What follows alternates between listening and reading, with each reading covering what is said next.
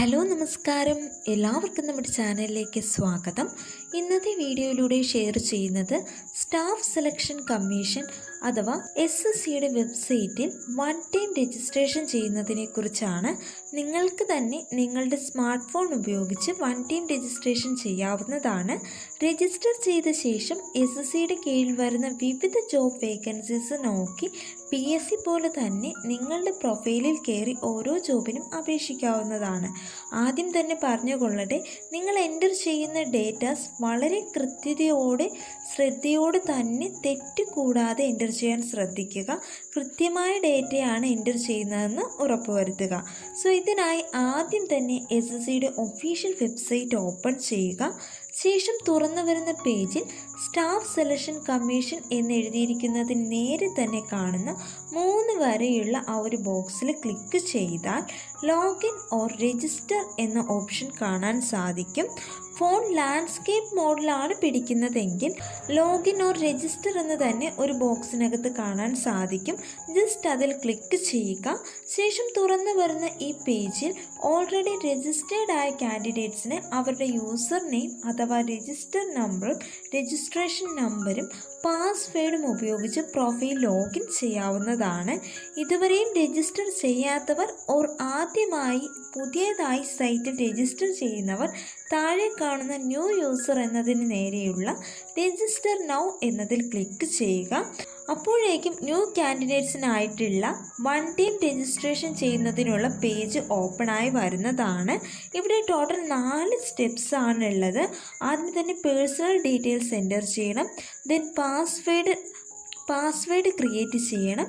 Additional details ഫിൽ ചെയ്യണം. ശേഷം declaration confirm ചെയ്യണം.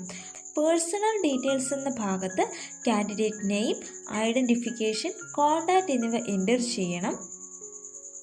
ശേഷം പാസ്വേഡ് ക്രിയേറ്റ് ചെയ്യണം.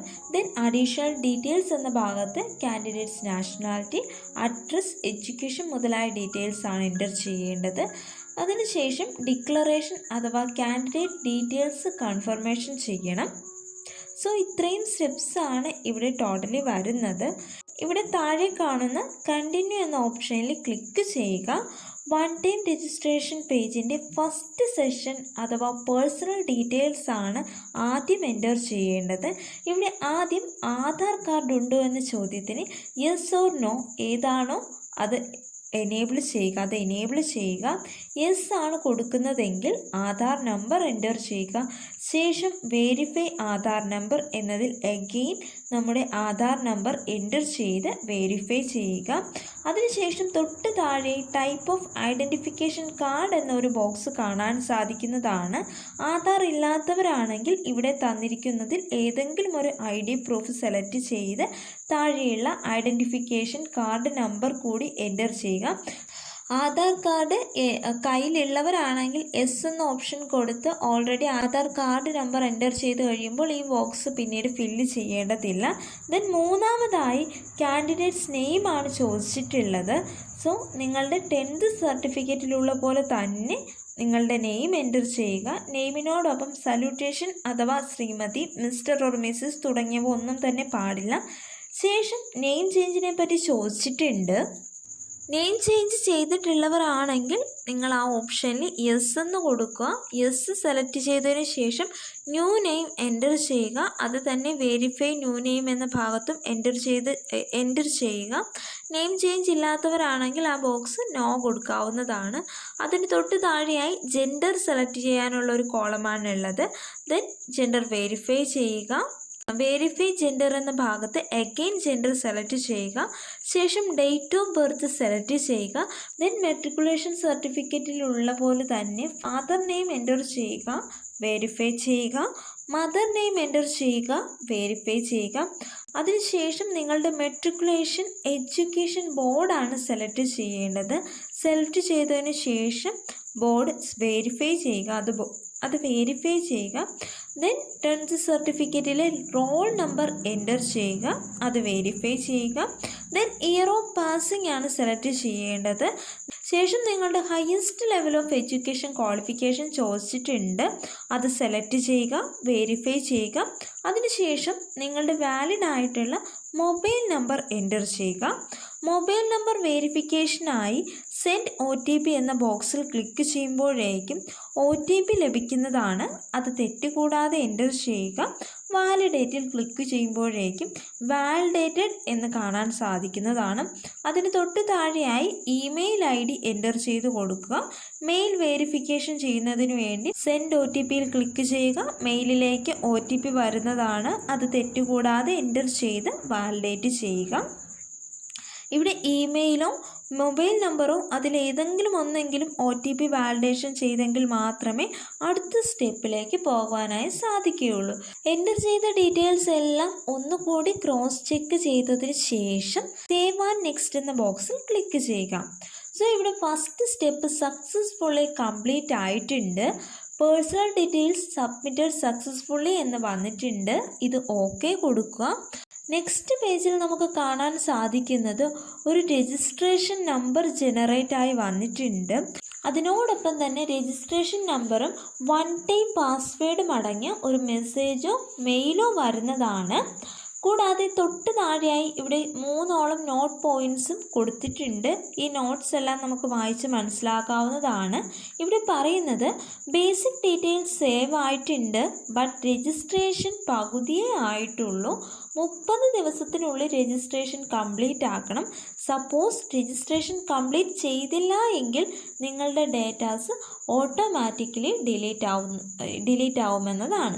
അതായത് നിങ്ങൾക്കിപ്പോൾ നിങ്ങൾ ഈ ചെയ്യുന്ന പ്രോസസ്സ് കംപ്ലീറ്റ് ചെയ്യാൻ പറ്റിയില്ല എങ്കിൽ വിത്തിൻ 30 ഡേയ്സ് 30 ദിവസത്തിനുള്ളിൽ രജിസ്ട്രേഷൻ പ്രോസസ്സ് കംപ്ലീറ്റ് ചെയ്തിട്ടില്ല എങ്കിൽ നിങ്ങൾ ഈ കൊടുത്ത ഡീറ്റെയിൽസ് എല്ലാം ഓട്ടോമാറ്റിക്കലി ഡിലീറ്റ് ആയി പോകുന്നതാണ്. സോ അടുത്തതായി രജിസ്ട്രേഷൻ നമ്പറും 1 ടൈം പാസ്വേഡും മൊബൈൽ നമ്പറിലേക്കും ഇമെയിൽ IDയിലേക്കും ഷെയർ ചെയ്തിട്ടുണ്ട്. ഇതുപയോഗിച്ച് അക്കൗണ്ട് ലോഗിൻ ചെയ്യാമെന്നാണ് പറഞ്ഞിട്ടുള്ളത്. മൂന്നാമത്തെ പോയിന്റിൽ പറയുന്നത് രജിസ്ട്രേഷൻ പ്രോസസ്സ് കംപ്ലീറ്റ് ചെയ്യുന്നതിനായി കണ്ടിന്യൂ എന്ന ഓപ്ഷനിൽ ക്ലിക്ക് ചെയ്ത് പുതിയ പാസ്വേഡ് സെറ്റ് ചെയ്യുക എന്നതാണ്. സോ അടുത്ത സ്റ്റെപ്പിലേക്ക് പോകുന്നതിനായി കണ്ടിന്യൂ എന്ന ഓപ്ഷനിൽ ക്ലിക്ക് ചെയ്യുക. 1 ടൈം രജിസ്ട്രേഷൻ പ്രോസസ്സിലെ രണ്ടാമത്തെ സ്റ്റെപ്പിൽ എത്തിയിരിക്കുകയാണ്. ഇവിടെ നിങ്ങൾക്ക് ലഭിച്ച രജിസ്റ്റർ നമ്പർ എൻ്റർ ചെയ്യുക. ശേഷം മെയിൽ ഓർ മെസ്സേജായി കിട്ടിയ 1 ടൈം പാസ്വേഡും എൻ്റർ ചെയ്യുക. അതിന് തൊട്ട് താഴെ കൊടുത്തിട്ടുള്ള ക്യാപ്ച തെറ്റുകൂടാതെ എൻ്റർ ചെയ്യുക. സൈൻ ഇൻ ചെയ്യുക.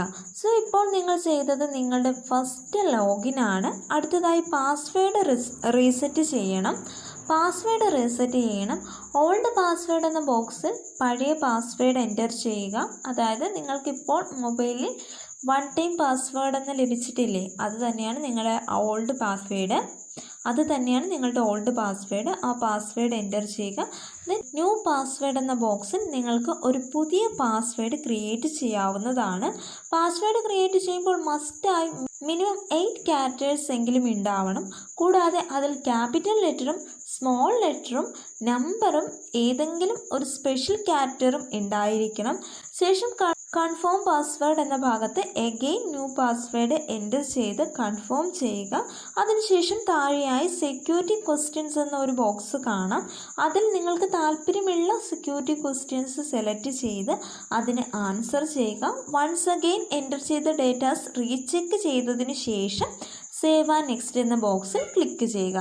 സോ സെക്കൻഡ് സ്റ്റെപ്പും ഇവിടെ സക്സസ്ഫുള്ളി കംപ്ലീറ്റ് ആയിട്ടുണ്ട്. പാസ്വേഡ് ക്രിയേറ്റഡ് സക്സസ്ഫുള്ളി ഓക്കെ കൊടുക്കുക. ശേഷം നിങ്ങളുടെ രജിസ്ട്രേഷൻ നമ്പർ എൻ്റർ ചെയ്യുക. പുതിയ പാസ്വേഡ് എൻ്റർ ചെയ്യുക. ക്യാപ്ച തെറ്റുകൂടാതെ എൻ്റർ ചെയ്ത് ലോഗിൻ ചെയ്യുക. അടുത്തതായി 1 ടൈം രജിസ്ട്രേഷൻ്റെ മൂന്നാമത്തെ സ്റ്റെപ്സിൽ എത്തിയിരിക്കുകയാണ്. ഇവിടെ അഡീഷണൽ ഡീറ്റെയിൽസ് എൻ്റർ ചെയ്ത് കൊടുക്കാം. ആദ്യം കാറ്റഗറി സെലക്ട് ചെയ്യുക. ശേഷം കാറ്റഗറി വെരിഫൈ ചെയ്യുക. ദെൻ നാഷണാലിറ്റി സെലക്ട് ചെയ്യുക.